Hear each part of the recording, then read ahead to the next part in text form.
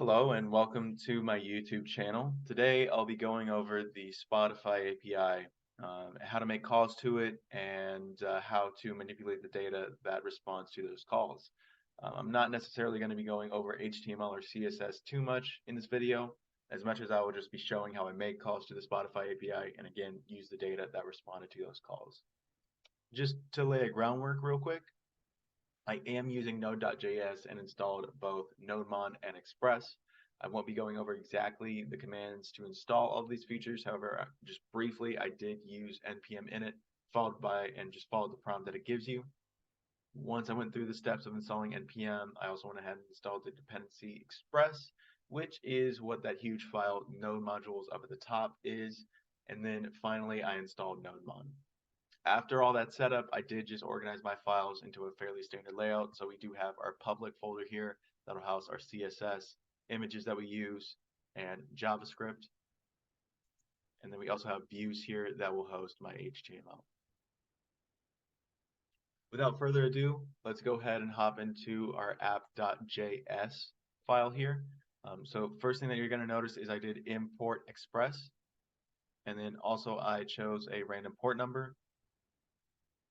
And this folder is going to be, or this file is going to actually get our files on a local host. So app.use is basically just telling this that I want the application to use these different files, CSS, JS, and images, and where it can actually find those files. App.get is going to be the big one. This is where I'm actually going to be telling it to display on the local host on the specified port number. And this right here where it's blank is going to specify the URL. This one has /logged, so it would be the local host followed by the port number followed by /logged. And this page is going to be used when the user actually logs in and allows me access to their data. So the /logged, as you can see, this one is going to be showing my log.html file, and this one that's just the local host, which is going to be my login page, is just going to show my web.html. The last thing here, I tell my application to listen on the port that I specified. So let's go ahead and get into the meat of this application.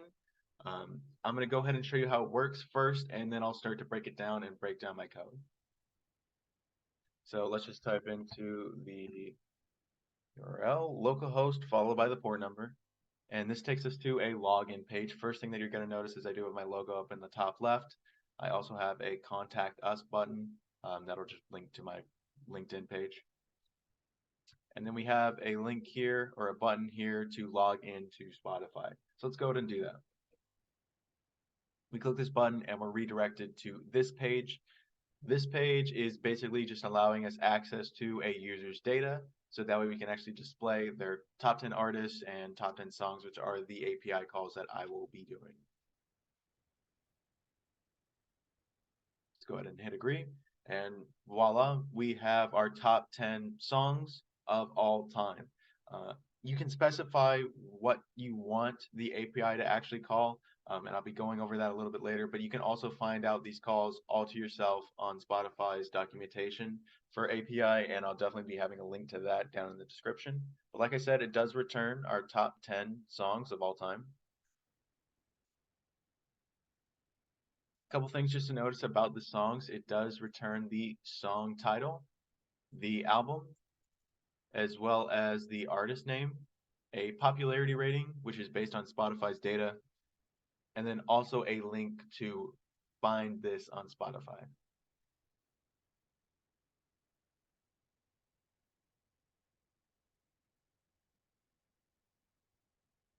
Next, we do have this button over here called Top Artists. So let's go ahead and click on that. And voila, we have our top 10 artists of all time. With the API call, you are able to specify the time range that you want to look at. So for mine, I specifically chose long term, which again is specified in their API documentation, which I'll have a link to down in the description. But I chose long term, which means that this is based on data from several years. Instead of, you can choose, I believe, like a couple of months and then a couple of weeks. Really just depends on how you want to set this up. But with artists, it's a fairly similar layout. We have the artist name, we have their top 2 genres here, a popularity rating, again, based on Spotify's data, and then a link to find them on Spotify.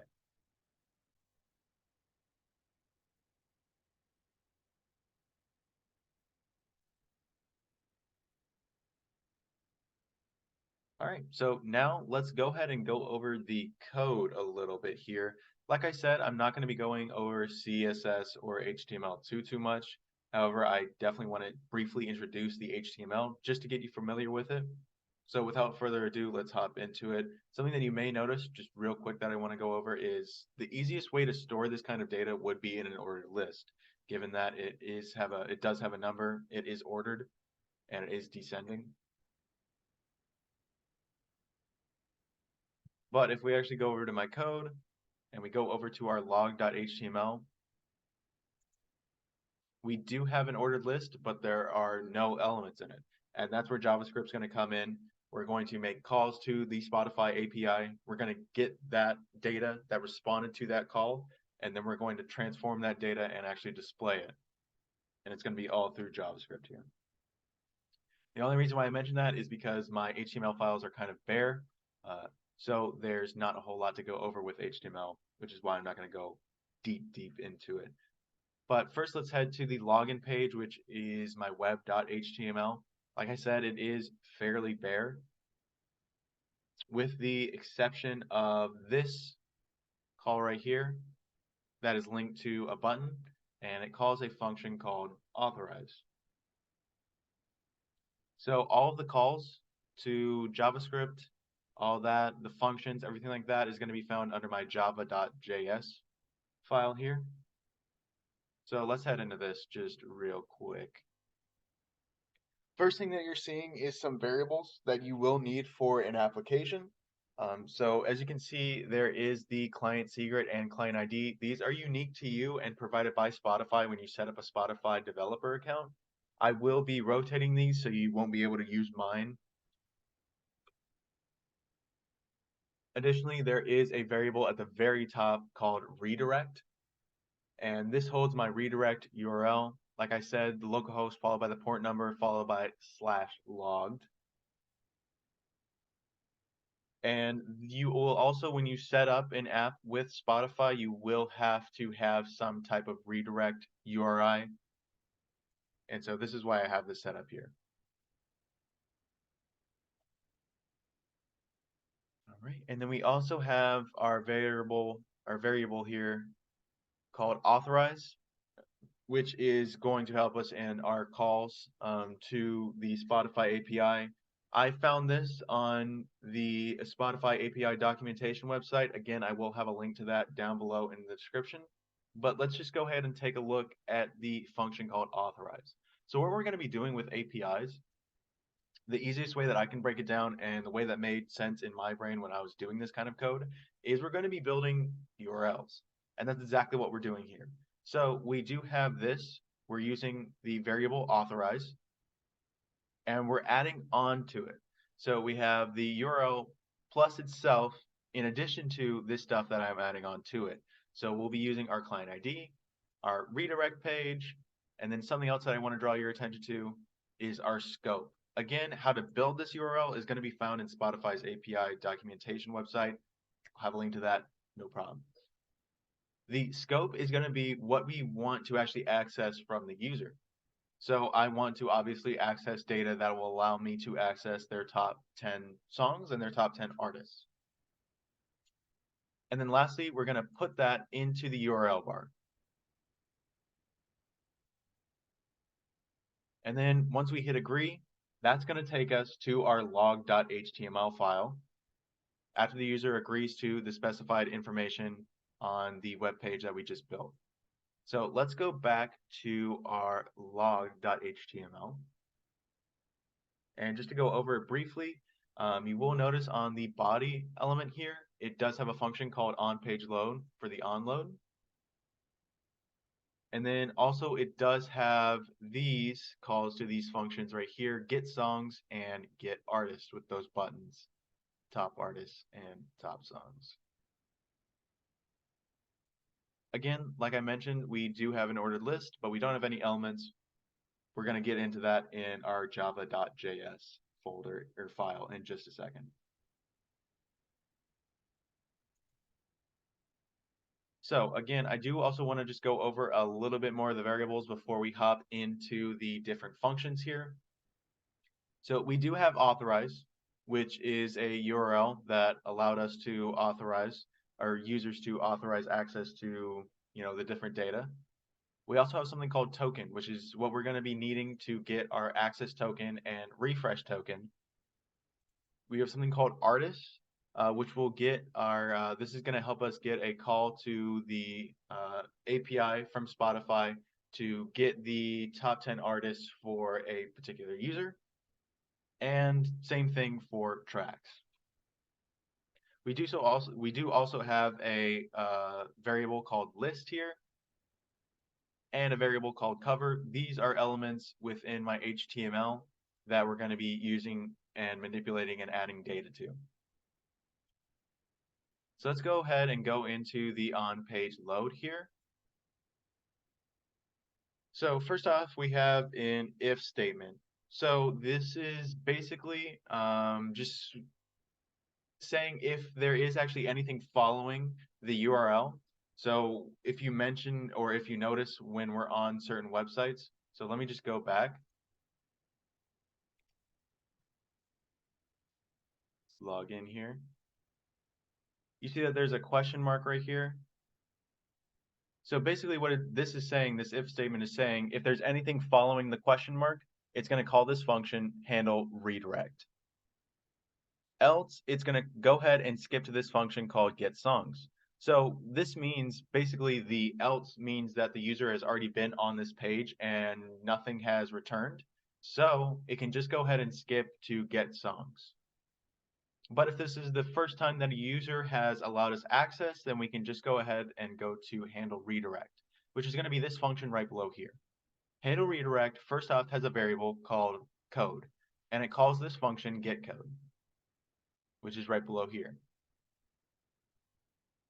This function, getCode, sets the code variable to null inside of this particular function.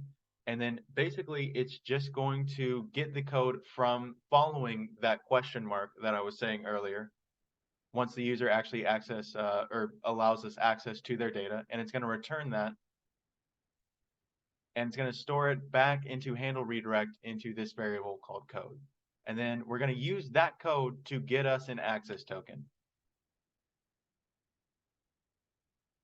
So we're calling fetch access token with the argument of code. Now down here, we're going to be making an actual API call here that will actually allow us access to the user's information. And then at the very bottom here, and again, you're going to be able to find this throughout this authorization flow on Spotify's API documentation website. I'll have a link to it down below. And then we're going to call this auth API function right here with the argument of the body that we just built. So after it does all of that, we're going to be doing this in the background here using XHR.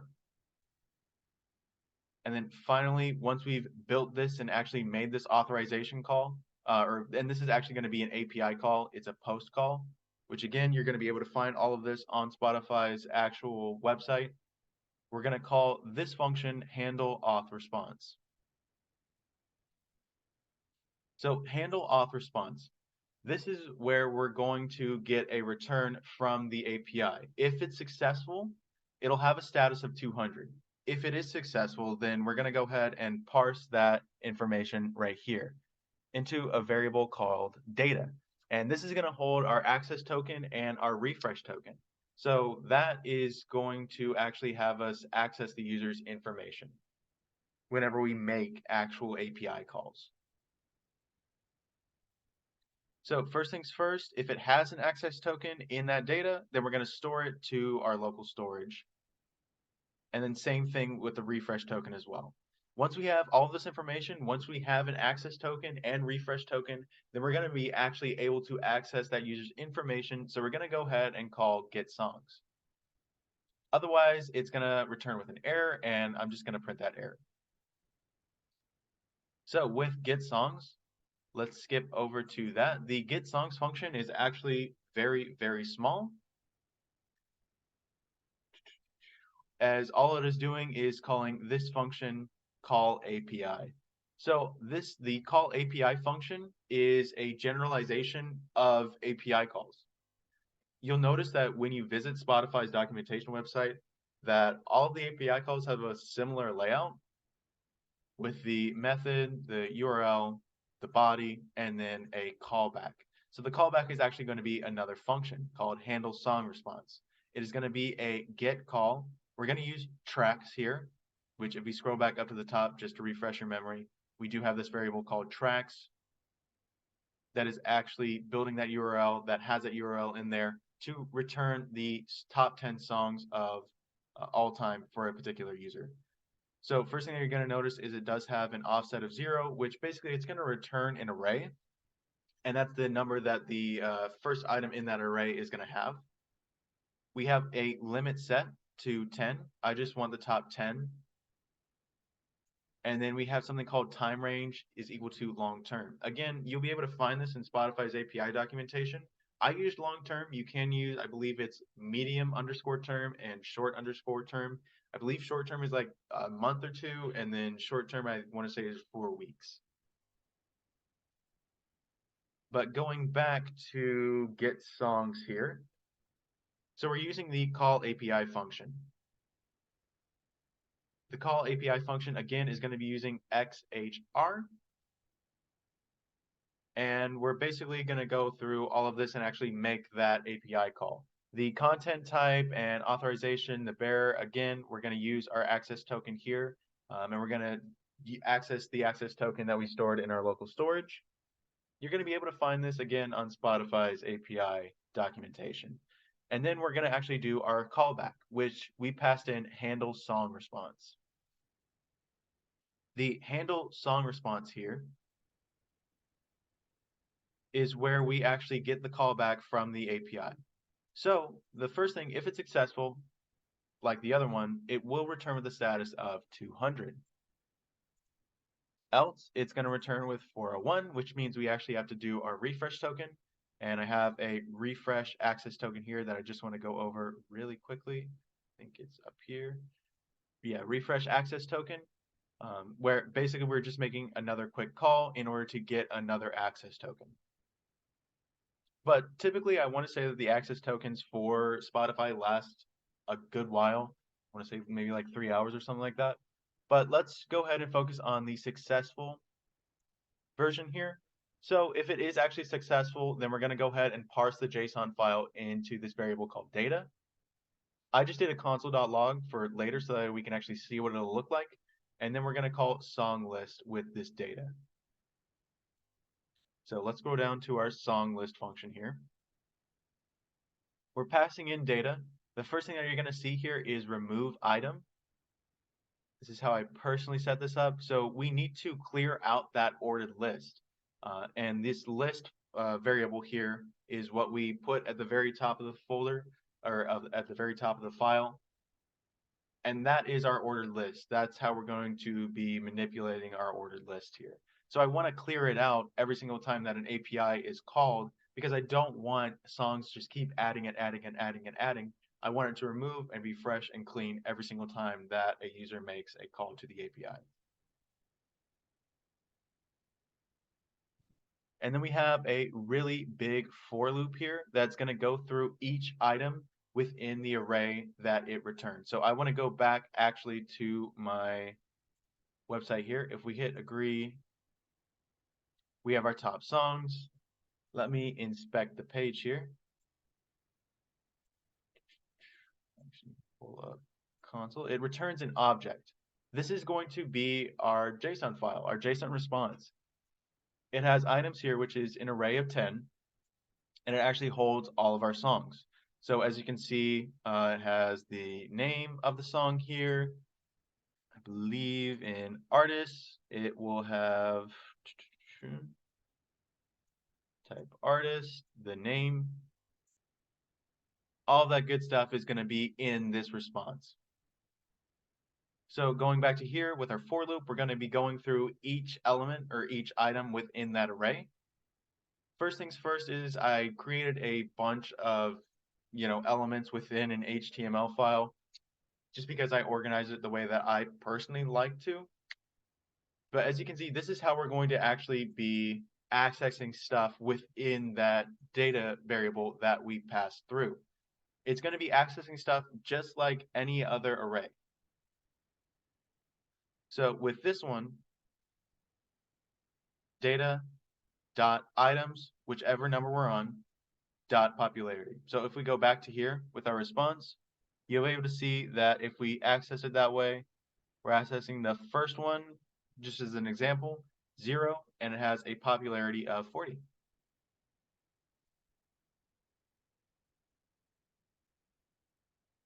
So that's how we're actually going to be accessing that information. And then at the very bottom here, this is where I'm appending a bunch of stuff and organizing it into a way that I like. I'm adding it to a variable called li, which is right here, which is a list item. So I'm adding everything to a list item, and then at the very end, I'm adding that list item to our ordered list. Now, like I said, when a user actually clicks on the button, top artist, it will call, if we go back here, our get artist function. So let's just look at that real quick. We have our get artist function, which is the exact same thing. It's just with our artist variable that we have up at the top. So let's scroll back up to there. It has our variable artist, which instead of tracks right here, we specified artists. It's going to be the exact same thing as our song list. We have our artist list function here. And the first thing, we're going to remove item. We're going to call that function, which clears out the list so we can add in our artists. And then we have a huge for loop here that is pretty much the exact same layout as our song list. But I did also, the only thing that's different is with the genres. And with the genres, I just wanted it to return if it had two genres, then I wanted it to just do the first two. If it had more than that, I just wanted it to do the first two. If it had less than that, then it would break. But besides that, that's pretty much the only thing different is this little genre for loop that I included within this bigger for loop. Besides that, we're just building a list item and then adding it to our list. And that about does it. I do want to go back here just real quick, just to show you this. So if we drop down this whole thing, you will now see that if we go into our inspect page, you go in here to our order list, it actually has those list items now. So we have the before, you have list item, we have the song, the artist, an album, the popularity rating, the link, etc. So that is how you set this up. I hope you enjoyed this video. If you have any questions, feel free to leave them in the comments. If you like this video, please feel free to like it. Thanks again, and have a great rest of your day.